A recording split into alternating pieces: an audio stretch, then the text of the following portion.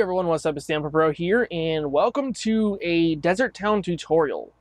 Okay, so this town looks pretty small, but just watch this little clip and just see how much you can do in such a small town.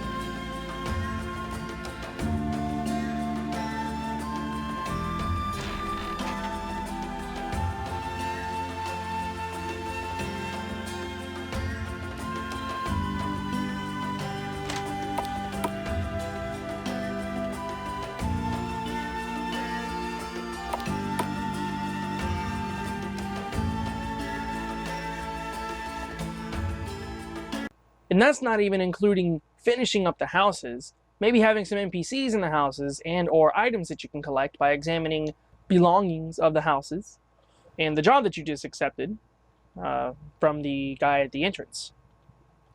Now, I want to say that the first step would be to sort of make the layout of the area that you're trying to make. You might notice yourself changing the map size quite often, and it's okay to do that, because the initial map size that you set might not exactly be big enough or might be too big.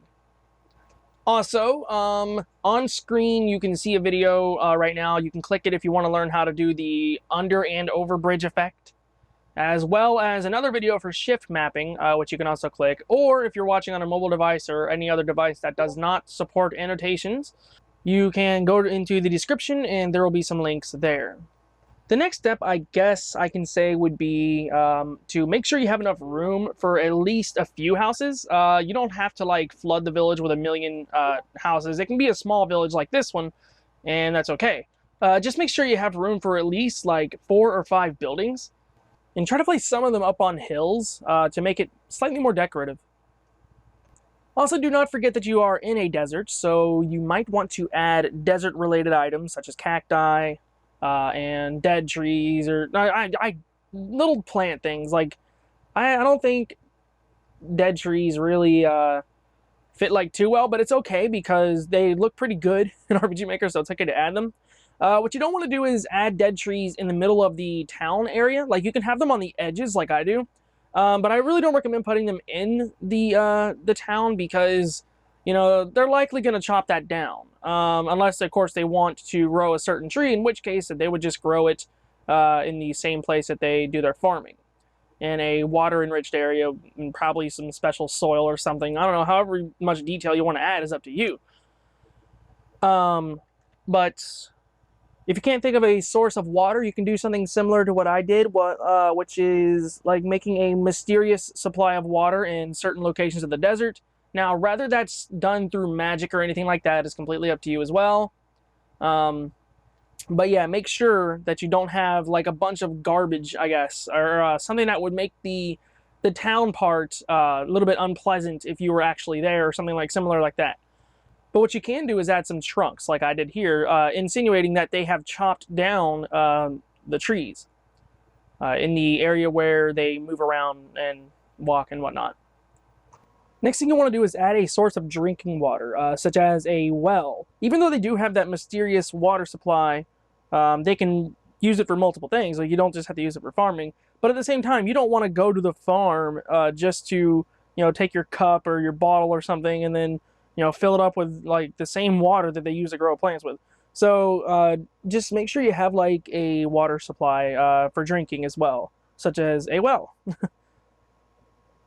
Next thing I would say is when you're done building the houses and the surroundings and the farm setup, however you want to do that, whenever you're done doing something like this, what I really recommend is adding sort of interactive NPCs. Like, don't just have them say one thing. As you can see in the screenshots on the screen here, you can see how I have them kind of say multiple things depending. And the girl on the cliff up there, basically, if you're below the cliff, it works in the exact same way, and you can see the screenshots pretty much.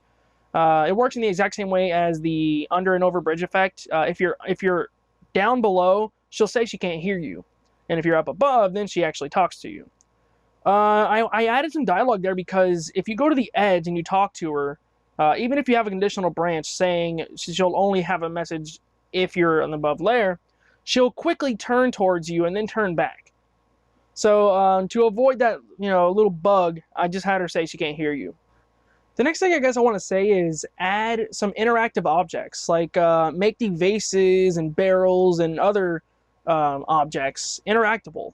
Maybe, giving the player, a chance to find an item or something is going to make the player want to stay in that area a bit longer, so he or she can examine more vases and or barrels in hopes of actually gaining a free item or something. Also, don't forget to take your time and, really, really work on how you want it to look. If something looks a little bit off, take your time and fix it up to the way that you want it to look. Believe it or not, this map here, including that small little house I made, took about 2 hours. Now, I didn't finish all the other houses because this is just a tutorial, and I didn't really want to spend all the time to make the rest of the houses and make the NPCs and make the job quest. But if you did finish all the houses, and you made that little job quest or any other things that you have going on in your town, this one small town will keep the player's attention for quite a while, and it's a lot more fun, more entertaining to be in when you feel like you're going to be rewarded for being here. Another tip that I would give is have some of the NPCs give you tips on certain locations in the surrounding desert. Such as the NPC who's on the hill up there, she says that there's an oasis in the desert if you head south after going east for about 3 miles. Basically, this kind of makes the player curious as to what might be in the said oasis. What items might be there, or monsters, maybe even a dungeon, like an optional dungeon, or anything else like that. And that's about it, actually. That's pretty much all I have for making a desert town. Let me know in the comments what you guys thought, and if you want, you can make a video of your desert town that you made, and link it in the comments below. See you guys later. Thank you all so much for watching. Peace out.